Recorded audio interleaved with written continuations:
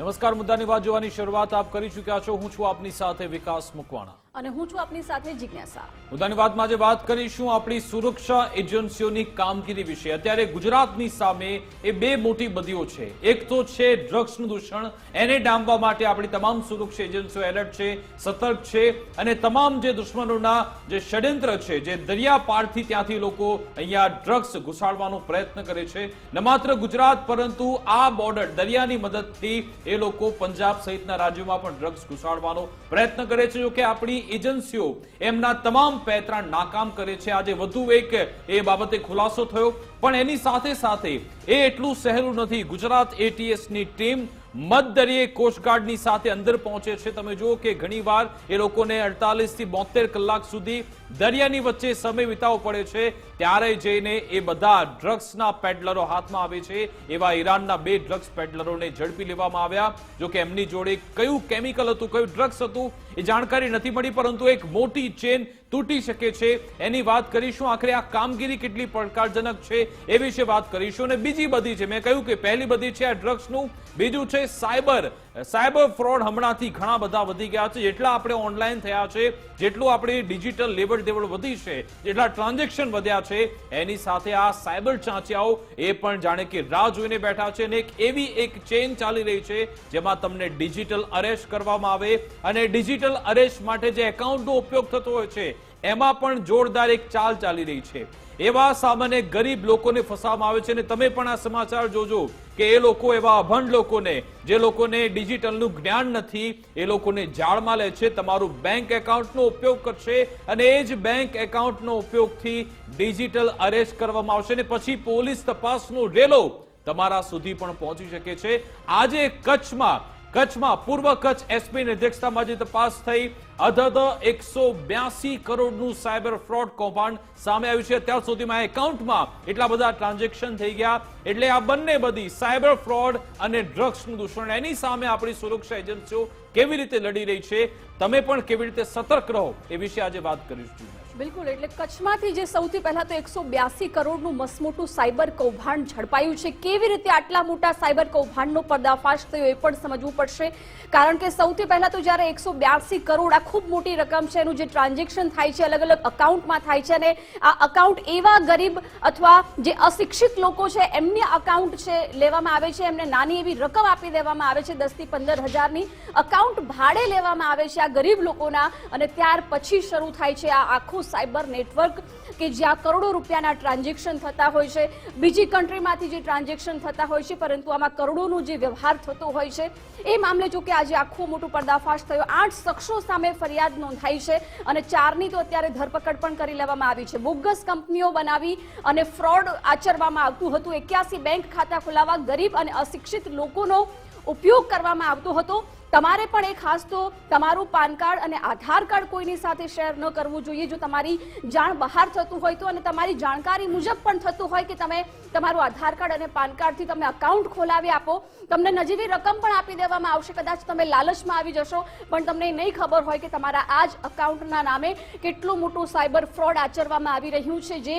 ગેરકાનૂની છે। આવા જ એક ગેરકાનૂની મોટા સાયબર ફ્રોડનો આજે કચ્છમાં પર્દાફાશ કરવામાં આવ્યું છે, જ્યાં લગભગ અલગ અલગ અકાઉન્ટમાં થઈને 182 કરોડનું ટ્રાન્ઝેક્શન થયું હતું। જેમ આપણે ડિજિટલ અરેસ્ટની વાત કરી હતી, એ પણ આખું સાયબર ફ્રોડ જ છે, પરંતુ આ એક અલગ પ્રકારનું સાયબર ફ્રોડ આવી રીતે આચરવામાં આવી રહ્યું છે, જેમાં ગરીબ અને અશિક્ષિત લોકોના એકાઉન્ટનો ઉપયોગ કરવામાં આવી રહ્યો છે, અને એમને એ વાતનો અંદાજો પણ નથી હોતો કે એમના જ અકાઉન્ટ, એમના નામના અકાઉન્ટ હેઠળ કેટલું મોટું ટ્રાન્ઝેક્શન થઈ રહ્યું છે જે ગેરકાનૂની છે। વિકાસ, બિલકુલ, પોલીસે જ્યારે સમન્વય પોર્ટલ પર તપાસ કરી તો પોલીસ પણ એટલા માટે ચોંકી ગઈ હતી કારણ કે આ ગેંગ સામે ન માત્ર ગુજરાત પરંતુ દેશભરમાં અને દેશની બહાર આંતરરાષ્ટ્રીય સ્તરે પણ ટોટલ 74 જેટલી ફરિયાદ નોંધાઈ ચૂકી છે આ ટોળકી સામે। અને લોકો શું કરતા, મ્યુલ એકાઉન્ટની જેટલી પણ રકમ આવે એને સગે વગે કરવા માટે સામાન્ય લોકો, તમારા જેવા લોકો છે એમના એકાઉન્ટનો ઉપયોગ કરતા અને પછી એકાઉન્ટની મદદથી ટ્રાન્ઝેક્શન કરવામાં આવતું। અને અત્યારે તો જનધન ખાતા ઘરે ખુલી ગયા છે, તમામની પાસે બેંક એકાઉન્ટ હોય છે, ને પછી તમને એ લાલચ આપવામાં આવે કે ભાઈ તમે આટલા પૈસા તમારા એકાઉન્ટમાંથી બીજા એકાઉન્ટમાં જવા દેજો, હું તમને કમિશન આપી દઈશ. અને એ જ કમિશનની લાઈમાં લોકો પોતાનું એકાઉન્ટ ભાડે આપી દે છે અને એમને ખબર નથી કે પોતે પણ એક આખી આ સાયબર ગેંગનો એક ભાગ બની રહ્યા છે. જો કે એને તોડવું જરૂરી છે ને એ માટે જાગૃતતા પણ ખૂબ જરૂરી છે. તમારી પાસે કોઈ એવો વ્યક્તિ આવે છે કે તમારું એકાઉન્ટ આપો, તમને અમે કમિશન આપીશું, તમને દર મહિને 20,000 કે 25,000ની રકમ મળી જશે, પણ એ થોડી રકમની લાઈમાં આમ તમારા માટે કિંમત મોટી હશે, પણ એના માટે તમારે તમારા જીવની કિંમત આપવી પડશે. ઘણા કિસ્સામાં તમારો પરિવાર પણ બરબાદ થઈ શકે છે. આ જેટલા પણ લોકો પકડાય છે એમાં પછી એ સામાન્ય લોકો, એમને ખબર પણ નથી હોતી કે તમારા એક એકાઉન્ટની મદદથી લોકોની જિંદગી બરબાદ થઈ જાય છે. તમે જોયું છે કે જે ડિજિટલ અરેસ્ટ થાય છે, જેટલા પણ ટ્રાન્ઝેક્શન થાય છે એના તમામ નેટવર્ક બહાર હોય છે. એ લોકો એકાઉન્ટનો ઉપયોગ પહેલા કેવી રીતે કરે છે? આવી રીતે લોકોના એકાઉન્ટ ભાડે રાખીને મ્યુલ એકાઉન્ટનો ઉપયોગ થાય અને પછી ટ્રાન્ઝેક્શન થઈ જાય એટલે પોલીસ કોઈને શોધી જ ન શકે. જો કે આપણે પણ એમાં સહયોગ કરવો પડશે. આખરે આ આખું ઓપરેશન કેવી રીતે પાર પાડવામાં આવ્યું, પૂર્વ કચ્છના જે એસીપી છે એમણે શું નિવેદન આપ્યું એસપી સાહેબે, એ પહેલા સાંભળી લઈએ. જે ગેંગનું ઓપરેશન હતું એમાં 81 જેટલા જે બેંક અકાઉન્ટ છે એ આ લોકોના અલગ અલગ જે ગરીબ માણસો હોય જેમને લોભ લાલચ આપીને જે બેંક અકાઉન્ટ ખોલાવેલા હતા એ 81 બેંક અકાઉન્ટના વિગતો પણ ધ્યાને આવેલી. એની સાથે સાથે જ્યારે આ બેંક અકાઉન્ટોની તપાસ કરવામાં આવેલી, આ ઓવરઓલ જે બનાવ જે ગુનો દાખલ કરવામાં આવ્યું છે એમાં અત્યારે 8 આરોપી વિરુદ્ધ ગુનો દાખલ કરવામાં આવ્યું છે, જેમાં તો આજ અંગે વાતચીત કરીશું. આપણી સાથે પૂર્વ કચ્છના એસપી સાગર બાગમાર જોડાઈ ગયા છે. સાગર સાહેબ, આપનું ગુજરાત ફર્સ્ટમાં સ્વાગત છે. સાહેબ, પહેલા તો આપને અને આપની ટીમને અભિનંદન કે આપે આવું ખૂબ જ મોટું ઓપરેશન પાર પાડ્યું છે. સાહેબ, કેવી રીતે આ લોકોને તમે ઝડપી પાડ્યા અને અધત 182 કરોડનું ટ્રાન્ઝેક્શન ઝડપાયું? સાહેબ, ધન્યવાદ આપનું. સૌથી પહેલા તો જે આખું જે સાયબર ક્રાઇમનું આખું જે એમો ધ્યાને આવેલું, એમાં અમારી ટીમ દ્વારા આમાં ઘણા ટાઈમથી મહેનત ચાલતી હતી અને એમાં જે એક અરજીની તપાસ ચાલતી હતી એમાં એક લેયર બાય લેયર જે છે વિગત ધ્યાને આવતી ગઈ અને જે પ્રમાણે વિગત આવતી ગઈ એ પ્રમાણે જે છે આગળમાં તપાસ વધતી ગઈ. તો જેના અનુસંધાને જે છે ટોટલ 81 જેટલા બેંક અકાઉન્ટ જે છે એ ધ્યાને આવેલા અને એમાં ટોટલ 182 કરોડ જેટલી રકમ જે છે એ લોકોના ટ્રાન્ઝેક્શન જે છે છેલ્લા 2-3 વર્ષમાં અકાઉન્ટ્સમાં થયેલા. જે આખું આ એમો હતું એમાં મુખ્ય આરોપી છે જેનું નામ યશ ભાટિયા છે. એમને દ્વારા અમુક પેઢીઓ ખોલવામાં આવતી અને એ પેઢીઓ ખોલ્યા પછી બેંક તરફથી કરંટ લોકોના અકાઉન્ટ ખોલાવવામાં આવતા એ લોકોને પણ ખબર નહીં હતી કે એ લોકોના અકાઉન્ટ ખોલી રહ્યા છે. As a mule account A account ઉપયોગ થતા હતા અને એમાં જે સાયબર ફ્રોડની જે રકમ આવતી હતી એ રકમ આપણા દેશના અલગ અલગ રાજ્યોમાંથી જે છે ઉપડતી હતી, એમનું ટ્રાન્ઝેક્શન થતું હતું અને એમાં જે છે એમને કમિશન એમને અને તથા બીજા જે લોકો હતા, કારણ કે આ જે ગુનો દાખલ કર્યો એમાં ટોટલ 8 લોકો છે, તો 8 લોકોના અલગ અલગ રોલ છે. કોઈના પેજ ખોલવામાં, કોઈના ખોટા દસ્તાવેજ બનાવવામાં, કોઈ મ્યુલ અકાઉન્ટ લાવવામાં. એ પ્રમાણે જે છે એ લોકો વિરુદ્ધ જે છે ઓવરઓલ ગુનો દાખલ કરેલો છે. એમાં અત્યારે 4 આરોપીની ધરપકડ કરેલી છે, જે લોકોની 10 દિવસની રિમાન્ડ પણ નામદાર કોર્ટ દ્વારા મેળવેલ છે અને એક આરોપી જે છે ઓલરેડી બીજા ગુનામાં એક બીજી જેલમાં છે, એમને પણ પકડી લેવામાં આવશે. બીજા જે આરોપી છે એમની પણ અત્યારે તજવીજ ચાલુ છે પકડવાની. બિલકુલ. ખાસ કરીને સાહેબ, આમાં લોકો કેવી રીતે મદદ કરી શકે પોલીસને અને આ લોકોને ઝડપવા માટે? લોકોએ થોડી જાગૃતતા બતાવવી પડશે. આપ લોકોને શું મેસેજ આપવા માંગશો? કે કારણ કે સામાન્ય લોકોના એકાઉન્ટનો ઉપયોગ આમાં થઈ રહ્યો છે, જો એ લોકો નહીં આપે તો આ લોકોની કશું જ નહીં ચાલે, એ લોકોના કોઈ ષડયંત્ર નહીં ચાલે. બિલકુલ, જે વાત કરી રહ્યા હતા હું સાંભળી રહ્યો હતો, એટલે જે આપની પણ વાત છે સાચી વાત છે, એ જ અમે અપીલ કરવા માંગીએ છીએ કે ખાસ કરીને લોકો કોઈ પણ એવા નાની રકમમાં લોભ લાલચમાં નહીં આવે કે કોઈને 5,000 રૂપિયા મળી જશે, કોઈને 10,000 રૂપિયા મળી જશે અકાઉન્ટ પેટે.